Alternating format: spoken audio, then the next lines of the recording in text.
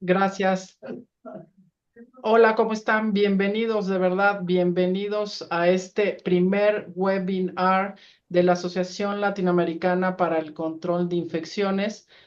Para toda la mesa directiva, socios fundadores de ASLASI, de verdad es un honor tenerlos aquí. Esta es una serie de webinar que vamos a iniciar en este 2025 desde nuestra plataforma de ASLASI a cualquier parte de Latinoamérica y el Caribe, que de verdad esperamos rebasar fronteras y poder crecer y apoyar en la prevención y control de infecciones. De parte de nuestra presidenta Paula Brenner, les agradecemos que estén aquí con nosotros. Y bueno, iniciamos en este primer webinar con dos ponencias muy interesantes, las cuales fueron extraídas en la consulta que tuvimos a nuestros socios que nos han estado siguiendo a través de todos estos años. Estos dos temas esperemos que puedan aclarar todas sus dudas y por supuesto vamos a tener preguntas dentro de nuestro chat. Las preguntas van a estar colocadas por favor en el chat. Ahí les voy a dar apertura después de terminar la ponencia de cada uno de nuestros dos ponentes invitados especiales y también que son parte de nuestros miembros de la Junta Directiva de ASLASI. Para que ustedes obtengan su registro o constancia, necesitan entrar a esta página de ASLASI, registrarse, aunque ya estén en el Zoom, pueden obtenerla posterior al término. Unos días les llegará la constancia, pero necesitamos su registro. Pues muchas gracias e iniciamos. Gracias por estar aquí. Bueno, tenemos a nuestra primer ponente, la doctora Adriana Jiménez. La doctora Adriana Jiménez es coordinadora de la Unidad de Prevención y Control de Infecciones en el Hospital San José. También es profesora titular de la Facultad de Medicina de la Fundación Universitaria de Ciencias de la Salud en Bogotá, Colombia. Y también tiene dentro de sus estudios, amplios estudios, tiene también magíster en ciencias médicas con mención en control de infecciones por la Universidad de Valparaíso, Chile.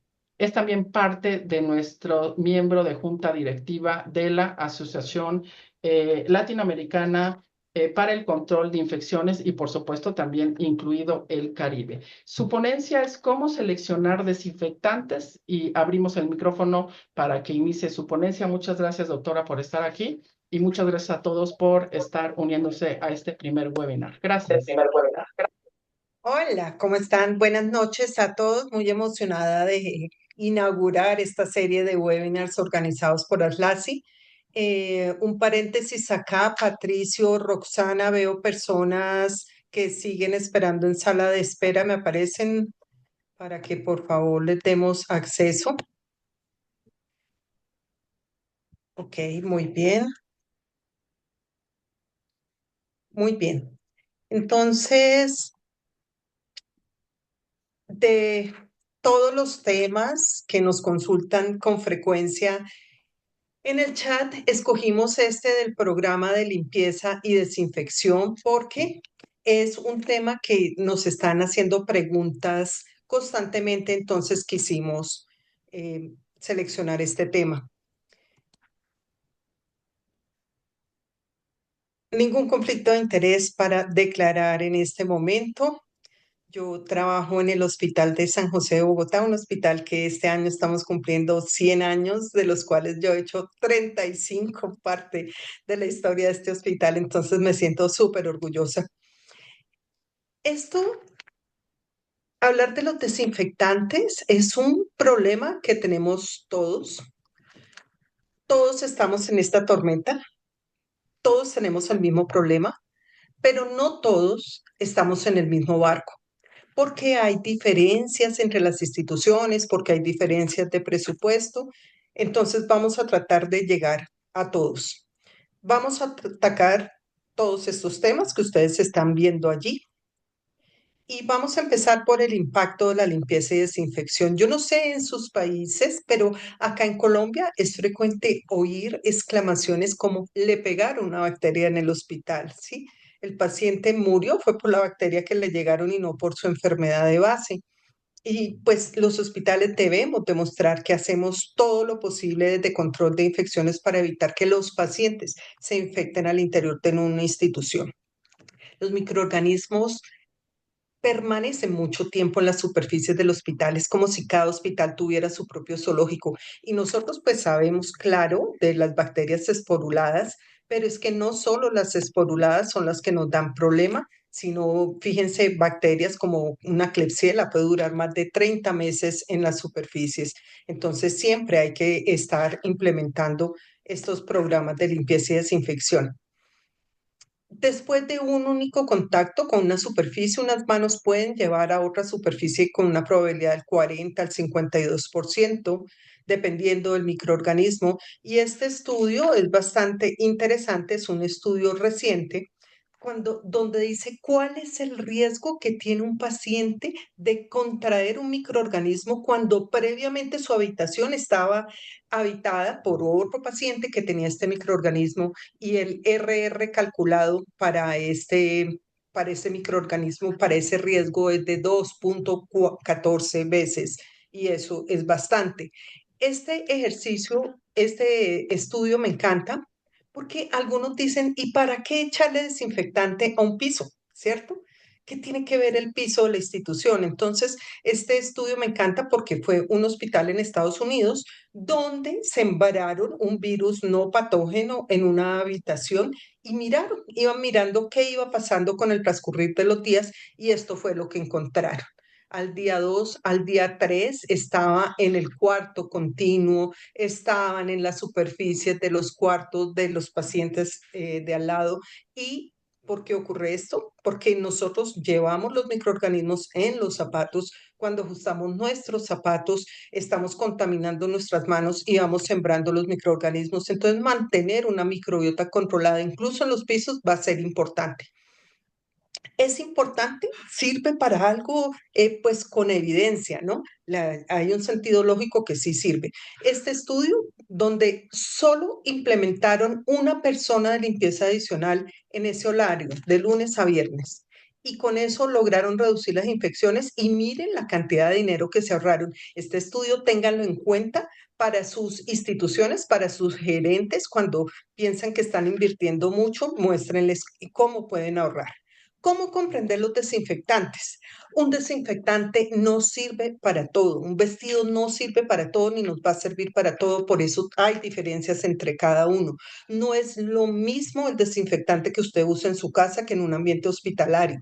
No es lo mismo leer la etiqueta de un desinfectante en un supermercado que leer el brochure de un desinfectante y usted tiene que aprender a leer eso. ¿Cómo actúan los desinfectantes? Los desinfectantes actúan en diferentes localizaciones, unos actúan sobre la pared, otros actúan sobre la membrana y otros actúan directamente sobre el DNA o RNA y van a tener mayor potencia. Uno de los desinfectantes más usados, que son los amonios cuaternarios, actúan a nivel de la membrana y otros de los desinfectantes más usados, que son los derivados del hipoclorito, del ácido hipocloroso, actúan directamente sobre el DNA y allí también está el ácido paracético y el peróxido de hidrógeno. Los amonios cuaternarios, que se usan mucho en los hospitales, tienen muchas generaciones y según las generaciones han venido cambiando su espectro de acción y ya vamos casi por la séptima generación donde han disminuido la toxicidad y han aumentado un poco más el espectro, pero vamos a ver ahorita hasta dónde es que llega el espectro de un amonio cuaternario. Comprendiendo el espectro de acción de los desinfectantes. Recuerden que los desinfectantes se dividen según su nivel de desinfección en alto, intermedio y bajo. Y entonces un desinfectante de alto nivel, todos sabemos que actúa sobre esporas y que actúa sobre bacilos tuberculosos. Pero hay un concepto que no está tan diseminado y es la acción que debe tener un desinfectante sobre un virus desnudo, sobre todo si el virus desnudo es pequeño. ¿Por qué? Porque los virus desnudos pequeños tienen mayor estabilidad al medio ambiente y son muy difíciles de destruir. Los de nivel intermedio no actúan sobre las esporas y los de nivel bajo ni sobre las esporas, ni sobre el bacilo tuberculoso, ni sobre los virus desnudos pequeños. ¿Qué tan difícil es destruir un microorganismo? Depende. Los priones, todos sabemos, y las esporas son lo más difícil de destruir, y un virus cubierto, como el que nos ocasionó recientemente la pandemia, como un coronavirus, es muy fácil de destruir porque los virus cubiertos tienen una membrana lipídica que se destruye fácilmente con cualquier jabón. En la mitad tenemos los virus desnudos. Los virus desnudos grandes son más fáciles de destruir. Los virus desnudos pequeños menor de 50 nanómetros, son más difíciles de destruir. ¿Cuáles son esos virus desnudos pequeños que nos pueden tener problemas en los hospitales? A la izquierda tenemos los cubiertos, a la derecha los virus desnudos. Y acá tenemos virus desnudos, los que están en esta casillita y resaltados de amarillo son esos pequeños. Los parvovirus, no tenemos tanto problema en hospitales en parvovirus, tal vez con nuestras mascotas en nuestras casas, pero en los hospitales no. Y tenemos estos virus que producen diarrea, los astrovirus, los calicivirus, donde están los norovirus, sabemos de ese brote importante que hay en Estados Unidos con norovirus, y tenemos los picornavirus, donde están los virus del resfriado común y estos otros que ustedes están leyendo acá. De tal forma que si usted está en un área que incluso puede ser catalogada como no crítica, como un consultorio en consulta externa, pero es el consultorio de pediatría donde están atendiendo cantidad de niños con diarrea, con vómito, su problema va a estar centrado en estos virus desnudos pequeños y usted tiene que buscar un desinfectante que actúe sobre ese tipo de virus. ¿Qué desinfectantes actúan en cada uno de estos elementos? Primero, el glutaraldehído, pues sí, actúa sobre todo, pero no podemos usar glutaraldehído para desinfectar superficies. En muchos sitios de Latinoamérica aún usan en los hospitales glutaraldehído, eso por salud ocupacional no debería hacerse porque es muy tóxico para el operario. Los alcoholes etílicos, pues tampoco para desinfectar grandes superficies. De tal forma que si queremos destruir esporas, nos quedamos con el ácido paracético, con el hipoclorito de sodio, con sus desventajas, con esto que es el dicloroisocianurato de sodio, también llamado como cloro orgánico, y con el peróxido de hidrógeno. ¿Y qué pasa con los amonios cuaternarios, que es tal vez lo que más usan las personas en los hospitales? Pues ahí van a tener una desventaja, porque el amonio cuaternario no le actúa sobre Candida auris, ni sobre los virus desnudos pequeños, ni tampoco sobre micobacterias, ni tampoco sobre las esporas. Entonces, hay que tener cuidado con el uso de amonios cuaternarios según lo que usted quiera desinfectar. Sin embargo, y siempre hago esta claridad, esta tabla está tomada de la EPA en Estados Unidos y ellos tienen una tabla donde especifican si el desinfectante actúa sobre esos virus desnudos. En Estados Unidos es obligatorio que cada marca muestre sus pruebas microbiológicas. No todos los amonios cuaternarios son iguales. Entonces, miren este listado. Hay varios amonios cuaternarios y fíjense cómo no actúan sobre los virus desnudos, pero mire cómo aparece este amonio cuaternario de una marca específica que sí tiene acción sobre el amonio cuaternario. Por eso es muy importante que a usted le demuestren esas pruebas microbiológicas. Cada desinfectante tiene ventajas y desventajas. Está llegando a nuestro mercado de Latinoamérica con mucha fuerza el ácido peracético y el peróxido de hidrógeno. Desinfectantes pues de amplio espectro tienen el problema del alto costo, pero cuando los costos sean más equilibrados, creo que van a ser una excelente opción, o si ustedes pueden acceder a ellos, son una excelente opción. ¿Hay resistencia a los desinfectantes? En alguna parte hablaban de rotar los desinfectantes. En las instituciones no se rotan los desinfectantes. Eso es una práctica utilizada en la industria farmacéutica, pero no aplica para las instituciones. Hay una resistencia intrínseca, pues claro, sabemos que no todo destruye esporas, y hay unas resistencias adquiridas a través de bombas de expulsión y porinas, y hay muchos estudios, ¿sí? Una cosa bien difícil de digerir, de cómo los desinfectantes pueden generar resistencia. Pero el problema no es tan grande. Sí se puede generar resistencia, pero no al nivel que las bacterias hacen sobre los antibióticos. ¿Por qué? Porque los desinfectantes tienen ese nivel mayor de toxicidad que no tienen los antibióticos. Por eso es más difícil generar resistencia. ¿Cuánto necesitamos de tiempo para que actúe un desinfectante? porque ahí viene un problema con la interpretación de las pruebas. Muchas pruebas dicen, actúa en 10 minutos. Y uno dice, pero ¿cuáles 10 minutos? ¿A qué horas voy a dejar un desinfectante en humedad sobre un desinfectante? Esos 10 minutos vienen sobre todo cuando las pruebas se hacían en tubo medio líquido. Actualmente se hacen pruebas en discos de metal en secos y ahora tenemos un nuevo concepto denominado tiempo sin interrupciones. Es decir, después de que el antibiótico se seca y usted lo deja la habitación en reposo algunos minutos más, va a alcanzar de lejos los 10 minutos que usted requiere. Ojalá todos los laboratorios les mostraran el tiempo de acción residual de los desinfectantes. Algunos lo pueden hacer, por ejemplo, acá tenemos un producto que tiene un tiempo residual de 9 días, lo cual es muy bueno. El tema de los desinfectantes biodegradables, pues todos con este tema ambiental, todos queremos desinfectantes biodegradables, pero el que sea ecológico no quiere decir que esté libre de efectos secundarios para el operario. Y usted puede detectar cuáles desinfectantes tienen esa categoría de ecológicos porque tienen una etiqueta que los identifica. Comprendiendo la normatividad, ¿qué debemos pedir para evaluar un desinfectante? En Estados Unidos y en Europa es súper claro todo lo que debe tener un desinfectante.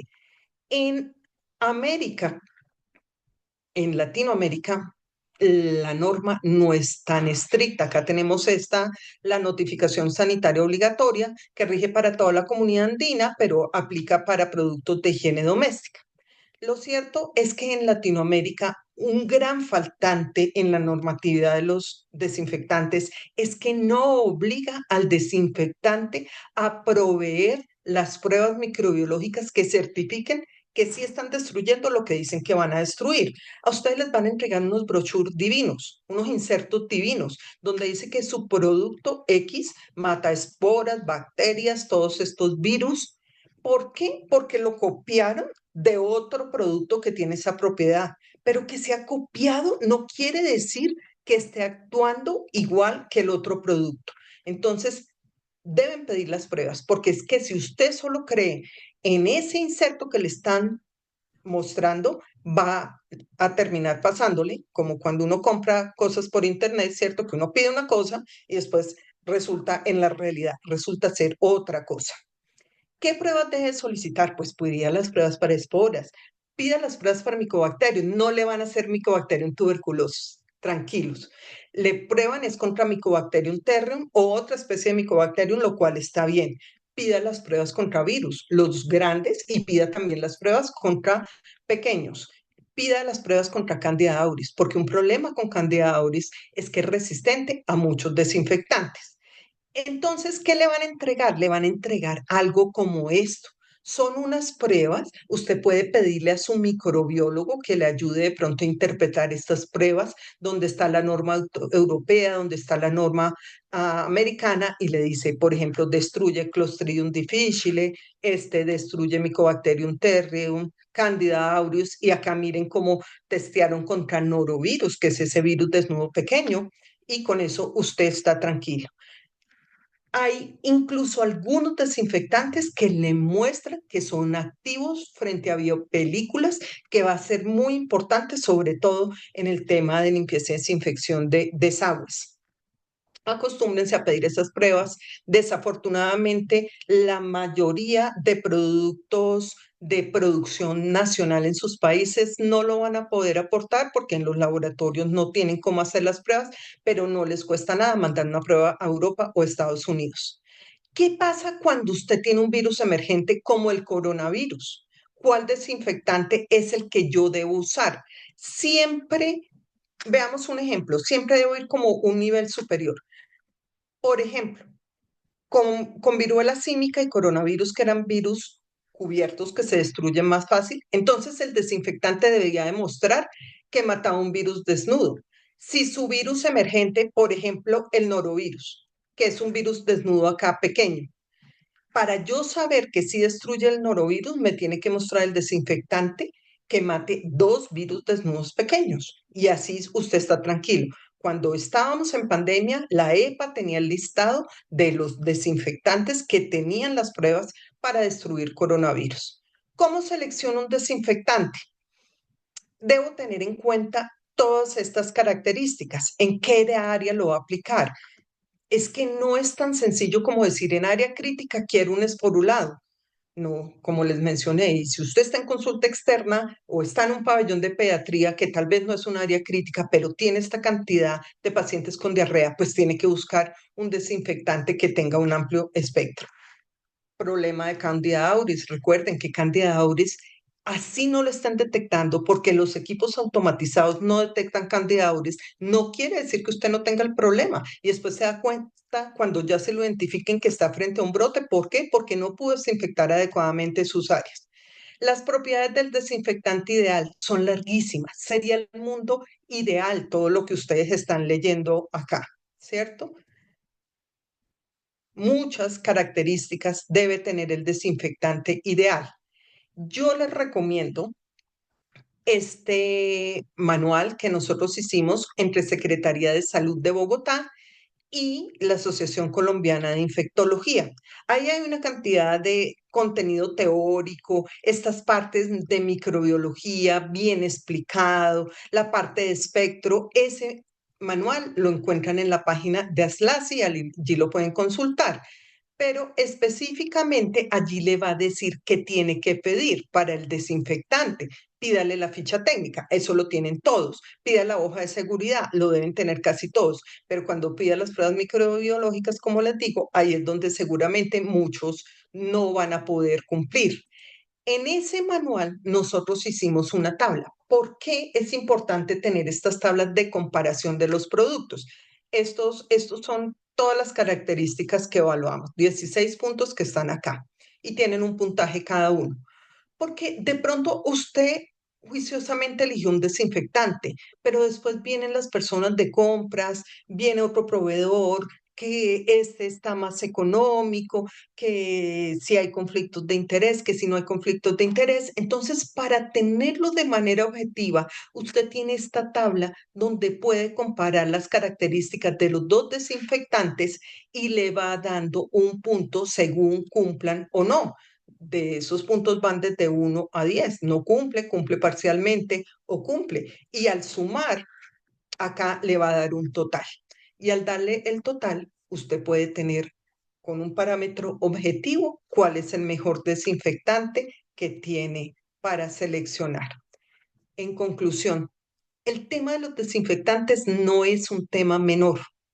Es un tema que durante mucho tiempo fue relegado a las personas de servicios generales y los profesionales en control de infecciones no le prestábamos tanta atención. Hay que leer el tema de los desinfectantes. A veces es un poco árido el tema, pero toca leer y toca abordar para saber exactamente, pues, qué es lo que vamos a usar en una institución.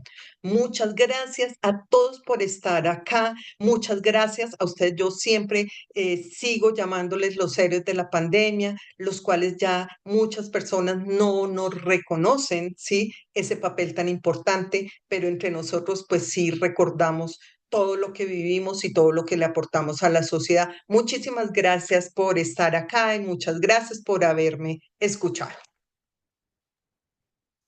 Muchísimas gracias, doctora Adriana Jiménez. Este tema es un tema súper interesante. Tenemos abierto el chat para nuestro grupo que está en este momento escuchando la ponencia de la doctora, por si tienen alguna pregunta o duda. Fíjate que yo, mientras colocan en el chat, yo te tenía dos preguntas, pero me las contestaste muy rápido. Creo que este tema de cuáles son esas preguntas claves que los tomadores de decisiones o que intervienen en la decisión, como es el equipo de control de infecciones y de otras áreas, tendrían que tener para esclarecer qué es lo que hay que hacer. Esa era mi primera pregunta. La segunda pregunta era cómo gestionar, convencer o influir en ese personal que tú comentaste de compras o quien autoriza la adquisición de productos como estos que tienen vital importancia. Y tú presentaste una herramienta extraordinaria de evaluación. ¿Cómo ¿Cómo esto te ha ayudado, Adriana? Porque para mí es extraordinaria. ¿Cómo te ha ayudado? Ujú. Yo hace muchos, muchos años, no porque no apoye la industria nacional, sino porque creo que uno debe usar productos de calidad y eso me ha evitado cantidad de brotes en la institución. Por ejemplo, cuando llegó coronavirus, yo estaba tranquila porque tenía un producto de alta calidad. Siempre teníamos productos importados de Estados Unidos o de Europa. Entonces siempre la presión de compras era grande, ¿no? Doctor, es que ese producto vale más y en cambio acá tenemos uno que producen yo no sé dónde y que vale menos. Le digo, ok, yo hago una guía. Yo hice una guía en el hospital. La guía se llama ¿Cómo selecciono un desinfectante? Y en ese documento tengo plasmado eso que les mostré y que está en nuestro manual. Ahí lo plasmé, copiar y pegar. Listo, esta es mi guía.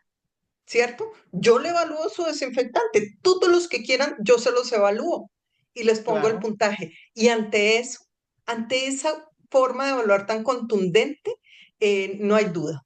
¿Mm? No hay manera, sí. Ujú. Perfecto, Adriana. Hay una pregunta de parte de Lady en donde te quiere preguntar si un equipo biomédico por ficha técnica solo puede usar amonio cuaternario y se requiere limpiar y desinfectar por Candida auris o algún virus desnudo. ¿Existe algún amonio cuaternario que cubra estos microorganismos o debe contemplarse otro desinfectante para este microorganismo en particular? Ujú.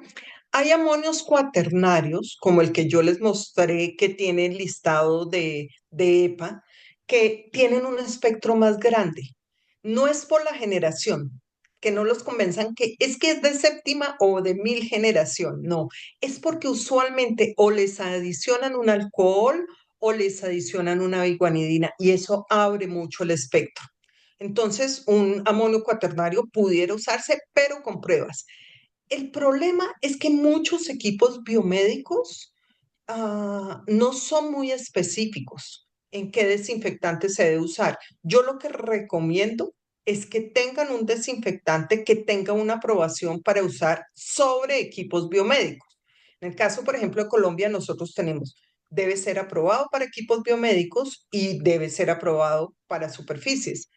Y a veces pasan cosas un poco absurdas porque llegan las autoridades, un día llegaron y me dijeron, ¿ustedes por qué en el hospital tienen un desinfectante que es un dicloroisocianurato de sodio que está aprobado para equipos biomédicos y con eso trapean el piso?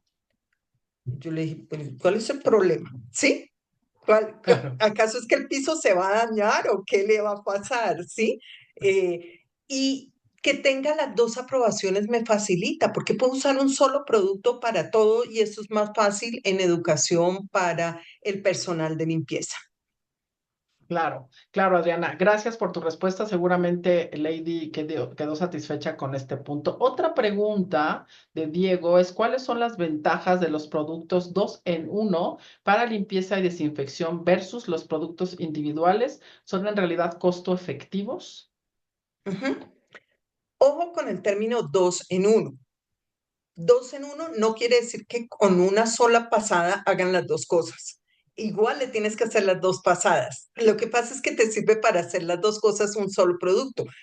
La primera pasada actúa como detergente, ¿sí? Tú no puedes desinfectar sobre algo que está sucio. Entonces, primero limpias y después vuelves a pasar con el mismo producto y desinfectas. Pues, ¿qué ventaja tienes? Tienes un solo producto, ¿cierto? Que estar utilizando un jabón, un detergente y aparte un desinfectante. Si tienes un dos en uno, siempre va a ser mucho más fácil la tarea para las personas.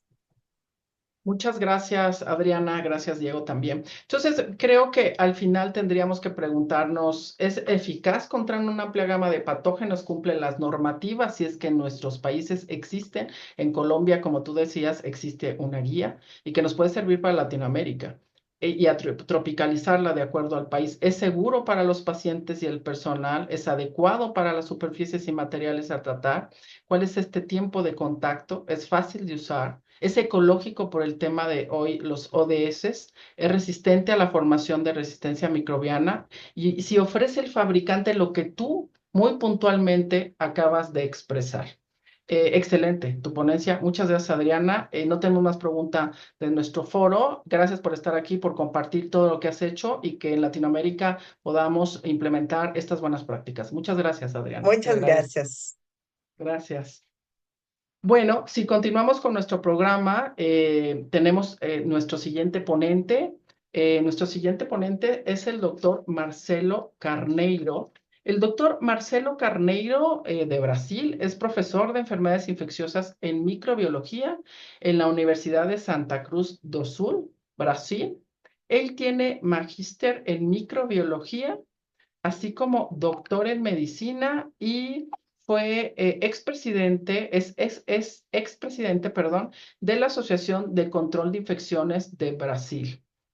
También es miembro de la junta directiva de la Asociación Latinoamericana para el Control de Infecciones, ASLACI, y su ponencia que va a estar aquí compartiendo con nosotros es el uso de clorhexidina. Ya saben, este producto antiséptico tan impulsado en todo el mundo, no solamente en Latinoamérica, y que hoy él nos ofrece esta información. Muchas gracias, doctor Marcelo Carneiro, y es suyo el micrófono, así como las cámaras. Regresamos en 30 minutos. Gracias, gracias por la invitación a todos de Alas Lassi. Em nome da doutora Roxana, felicito a toda a junta diretiva e associado de Latinoamérica. Preparei minha charla, eu vou compartilhar com vocês. Tudo ok? Roxana? Perfeito? Perfecto, se ve bien la ponencia. Gracias. Bueno, soy brasileño. Preparei minha charla para que fuera bem práctica. Estou aqui em Rio Grande do Sul, el sur de Brasil, acerca de Uruguay, Argentina, y nosotros tenemos una discusión baseada en la resistencia antimicrobiana, infección quirúrgica y infección de catéter, y el uso de clorhexidina para piel, uso oral, pneumonia y riesgos ambientales relacionados ao seu uso em demasia. Primeiramente, importante que nenhum uso de cloroxidina, nenhum uso de antisséptico, solo terá as mesmas eficiências ou será suficiente para que nós tenhamos uma prevenção de infecções. Então, a adesão a todas as medidas e recomendações para a prevenção devem ser organizadas para que o uso do antisséptico também haja mais eficaz. Então, aumentar a aderência às práticas pode resultar em uma redução dramática em alguns tipos de infecções, como estas que tenho hablado. Então, é um grave problema de saúde pública, especialmente em Latinoamérica, uma crescente ameaça da resistência associada à mortalidade. Então, aqui um gráfico, uma figura onde Latinoamérica está depois de África, Ásia e depois a América. Então, a resistência agora, especialmente para nós o uso de clorhexidina, basicamente para a descolonização de Staphylococcus aureus ou população negativa, e cada pessoa tem um risco diferente, e um Staphylococcus adquirido na comunidade ou adquirido em hospitais. Entonces, un problema de las infecciones del sitio quirúrgico, entonces Staphylococcus aureus es bacteria más frecuente y especialmente la colonización nasal por Staphylococcus es un factor de riesgo para a infección del sitio quirúrgico. As recomendações de detecção nasal e subcontaminação, especialmente para cirurgias com próteses ortopédicas, cardiológicas, são mais fortes para que nós tenhamos que ter uma conduta um pouco mais protetiva para o paciente. No entanto, a aparição da resistência à mupirocina e, em menor medida, à clorhexidina é um ponto importante para que tenhamos cuidado com esta conduta em uso general. As infecções del catéter, então, Staphylococcus aureus e Staphylococcus resistente à meticilina, adquirido em hospitais, e também as manos, de Staphylococcus aureus, Staphylococcus coagulasa negativa. Otro problema que es importante para nosotros es que básicamente nosotros tenemos que centramos el cuidado solo para hospitales. No entanto, las tasas de colonización en centros de atención a largo plazo son más altas y estos pacientes y de essas instituições são frequentemente hospitalizados e han estado involucrados em brotes recorrentes dentro do ambiente hospitalar. Então, é uma atenção importante para este factor de risco deste tipo de paciente, especialmente em um setor de emergência. Bueno, a clorexidina. A clorexidina é uma estrutura que está, a estrutura molecular da clorexidina, é um potente agente antibacteriano, demonstra sua capacidade de alterar as membranas celulares, induzir cambios morfológicos, afetar a expressão gênica e inibir a formação e maduração do biofilme. Este é um artículo muito interessante da revista chilena de infectologia de 2017, que tem uma revisão sobre antissépticos. Aqui, então, temos as principais características e espectro de los antissépticos mais empleados em unidades de cuidados intensivos. Saliento el clorexidina, que tem um espectro muito largo para gram-positivos, para um pouco de gram-negativos, não tem espectro para esporas, pouco, muito pouco, na verdade, para micobactérias, hongos, vírus, com uma velocidade de início de ação intermédia. No entanto, como as formulações alcoólicas, este início de ação é mais rápido e que tem uma atividade residual excelente, podendo fazer 5, 6, 7 horas, dependendo do produto e da base deste antisséptico com clorexidina. Aqui as diferentes apresentações de soluções com clorexidina disponíveis como antissépticos, podem ser rabonosa, alcoólica, tintura em base aquosa, e oral, gel, e esponjas com clorexidina, como alguns dispositivos para antisepsia quirúrgica. No entanto, sin embargo, tenemos que ter uma atenção para os fatores que influem a ação de clorexidina, diminuem ou aumentam sua ação. Aqui, então, listo, apresento a vocês, diminuem sua ação, pH alcalino, presença de matéria orgânica, água dura, detergentes aniônicos, taninos e numerosos colorantes, que aumentam sua ação, especialmente o álcool, mas pero elevação da temperatura, pH neutro, detergentes não aniônicos e derivados catiônicos, também aumentando sua ação. Aqui, importante que em situações de procedimentos quirúrgicos, temos que fazer uma divisão em pré-operatório, intraoperatório e pós-operatório.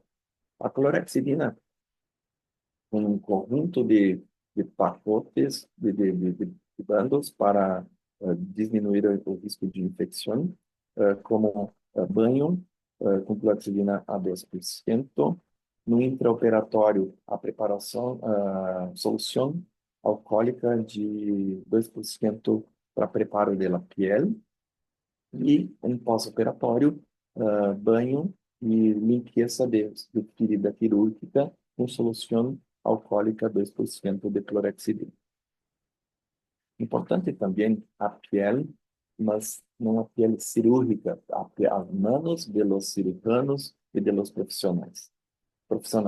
Então, as manos são a principal via de transmissão do microorganismo durante a assistência aos pacientes, que podem transferir microorganismos por contato direto ou indireto com superfícies contaminadas.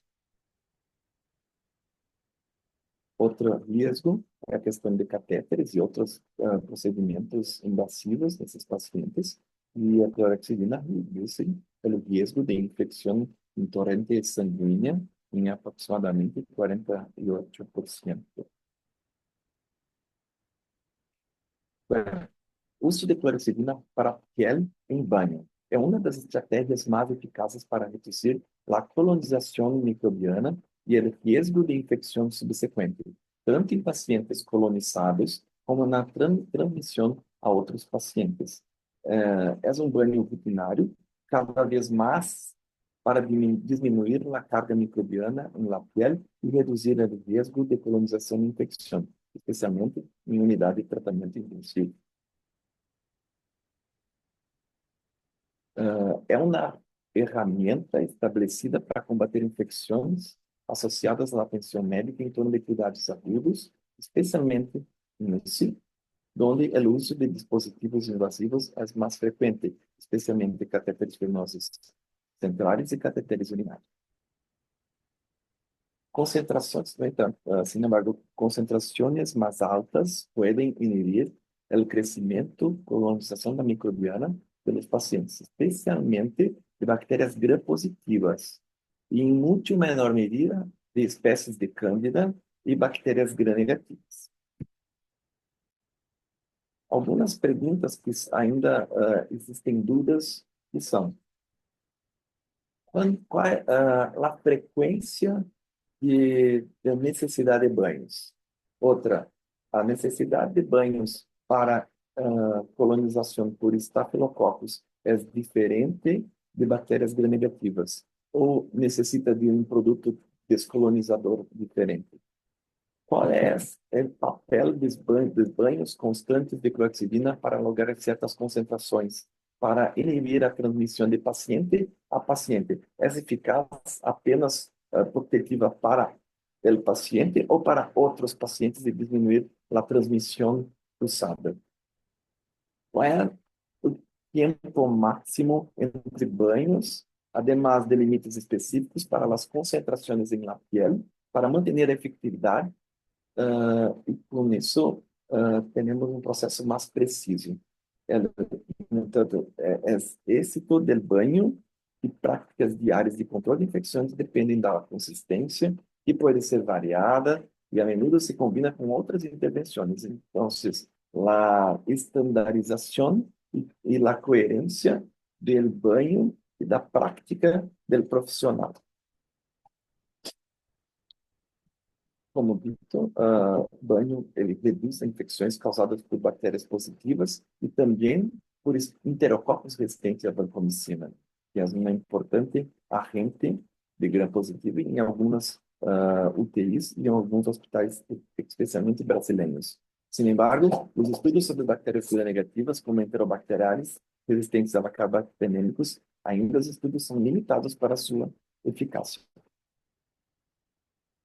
No entanto, em alguns estudos, existe alguma redução da colonização por enterobacteriales resistentes a carbapenem em alguns pacientes com intervenções de antes e depois. No entanto, essas medidas devem implementar-se com outras medidas de controle de infecção para que sejam mais eficazes.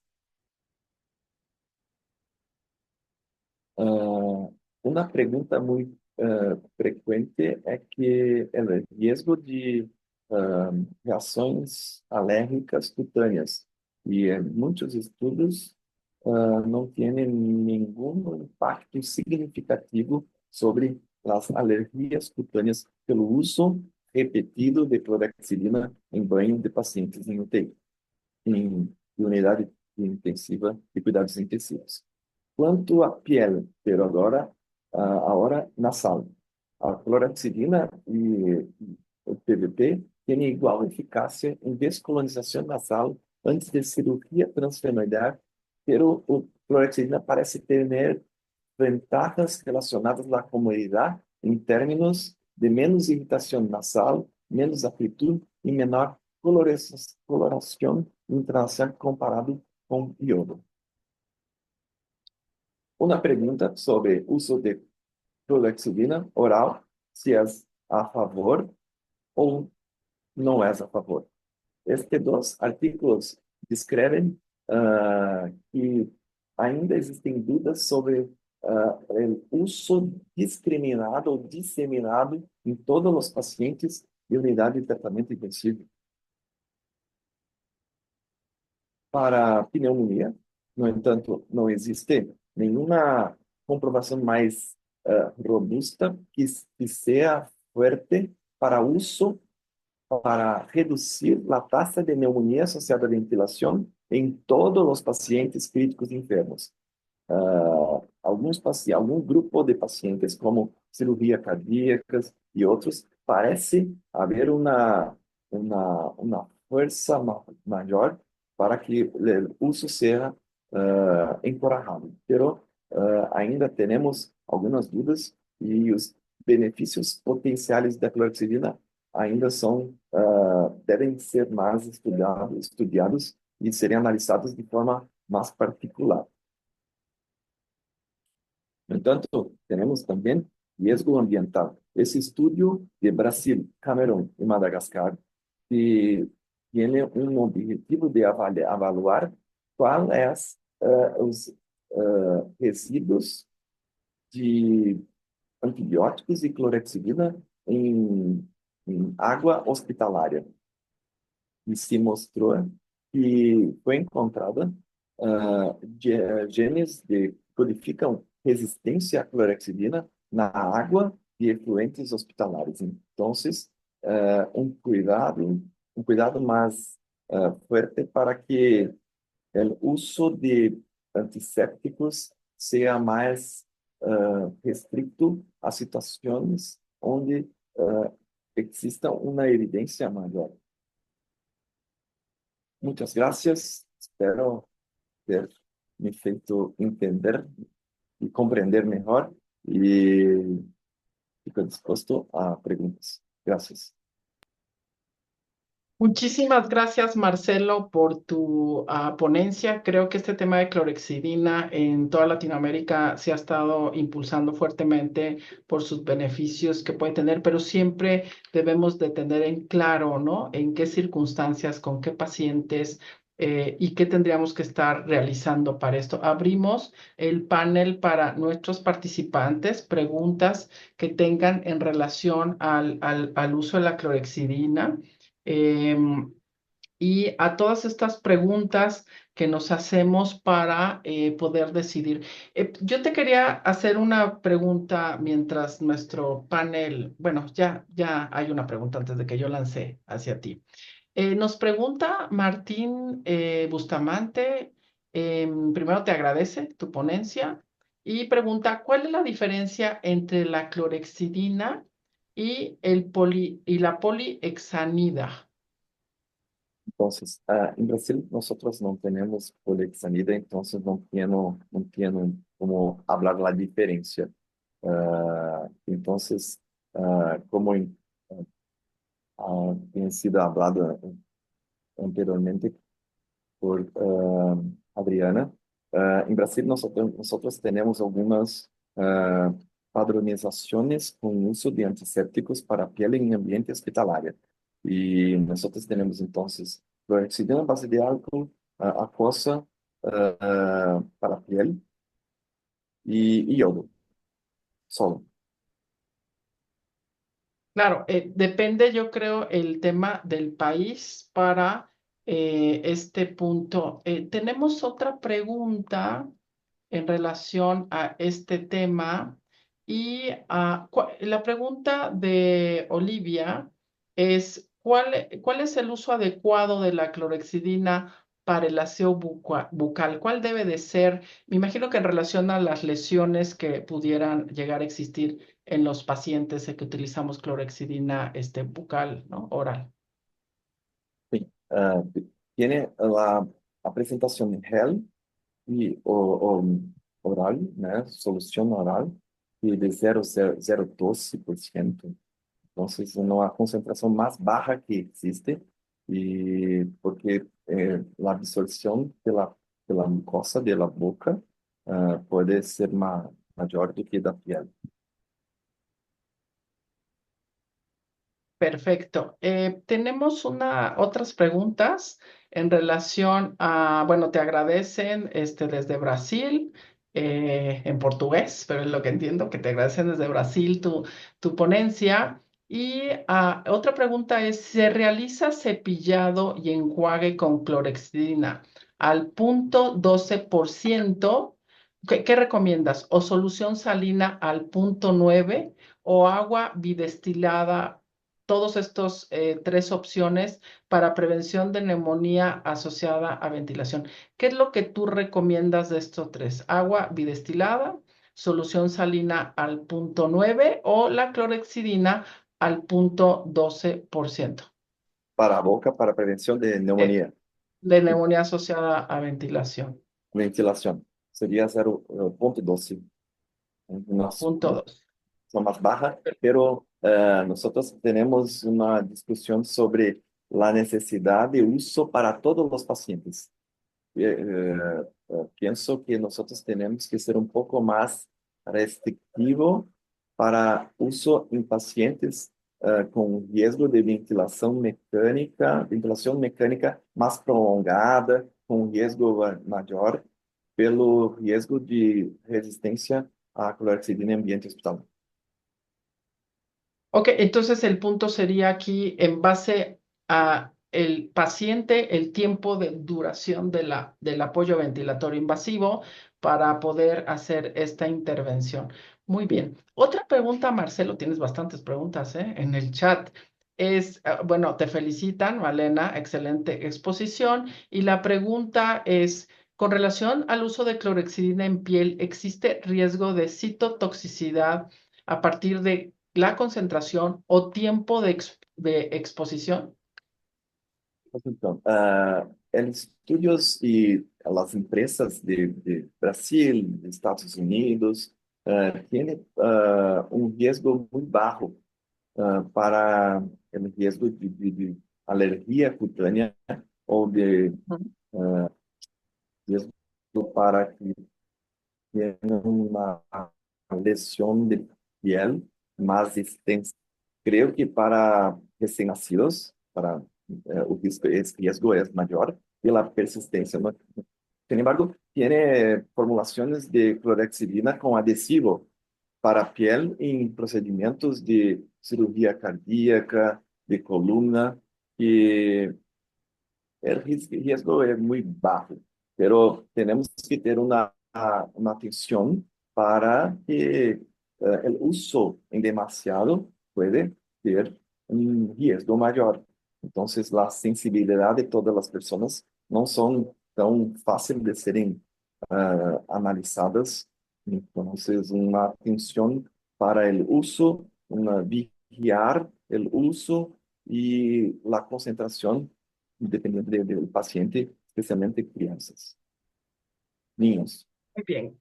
Gracias, Marcelo. Hay otra pregunta que a lo mejor está relacionada con esta que acabas de contestar.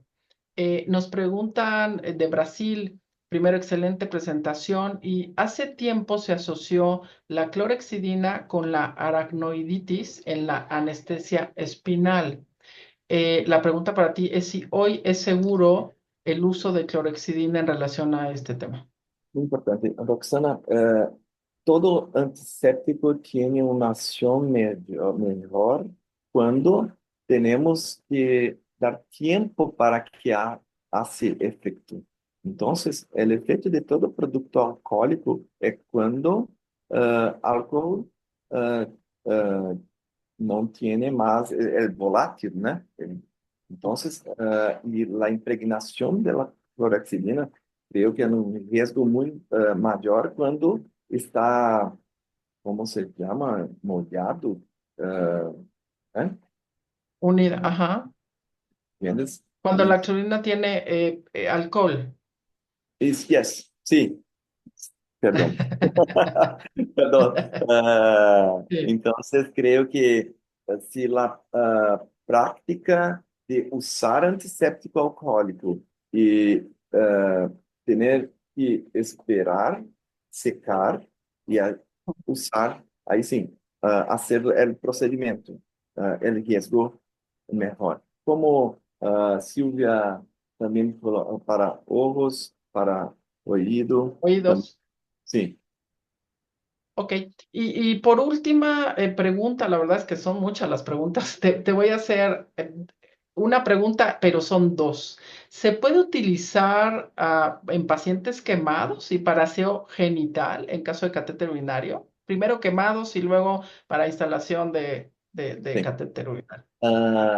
Tiene varios protocolos para uso de sondaje vesical.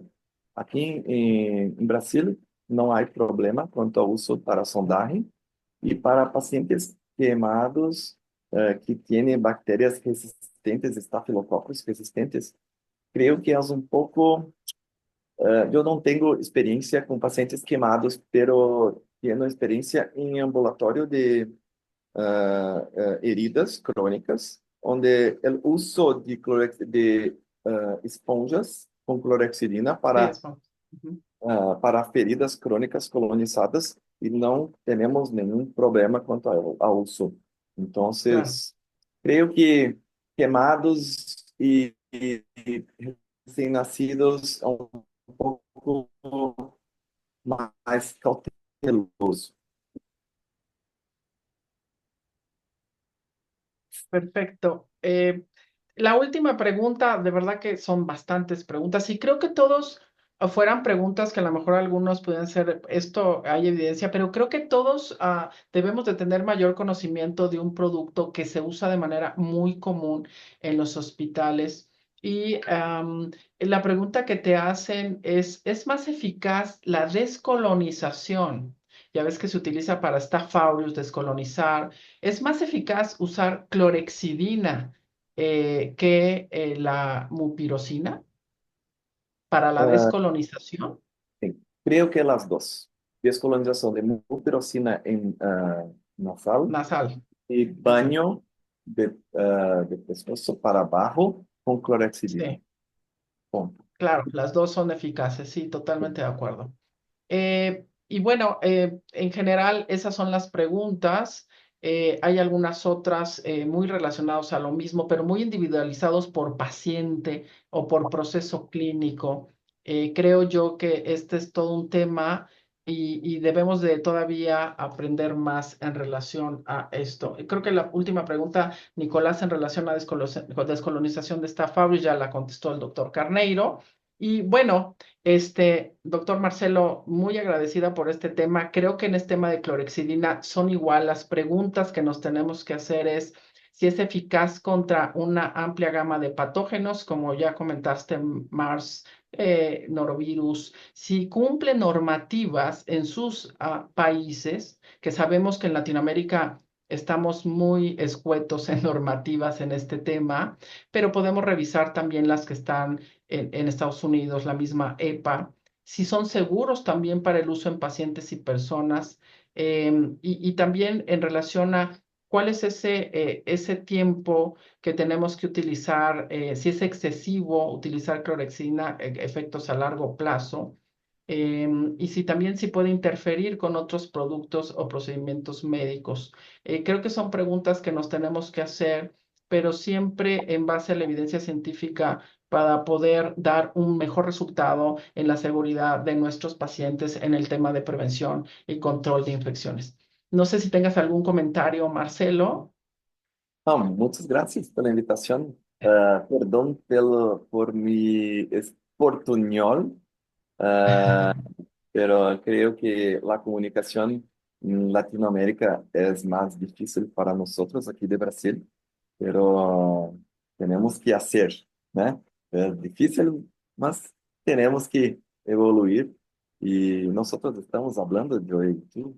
Então, Claro, y creo que el tener estos subtítulos, por eso les pedimos que los dejaran, nos hace más fácil la comunicación. Hay que utilizar ahora este input de tecnología, ¿no? Y de inteligencia artificial para que todo el continente, pensando en LATAM, Latinoamérica y el Caribe, podamos comunicarnos e impulsar la prevención y control de infecciones.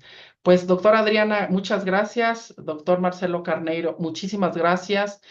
Por favor, para su certificado necesitan entrar no al Zoom, sino a nuestra página, registrarse para que le pueda llegar en próximos días o semanas su constancia de participar con nosotros y esperen los siguientes webinars, que igual que este primer webinar para nosotros es un gran privilegio que estemos reunidos. Aslasi les agradece su tiempo, su espacio, y toda la mesa directiva en conjunto con nuestra presidenta Paula Brenner les agradece este tiempo. Gracias y hasta la siguiente. Muchas gracias.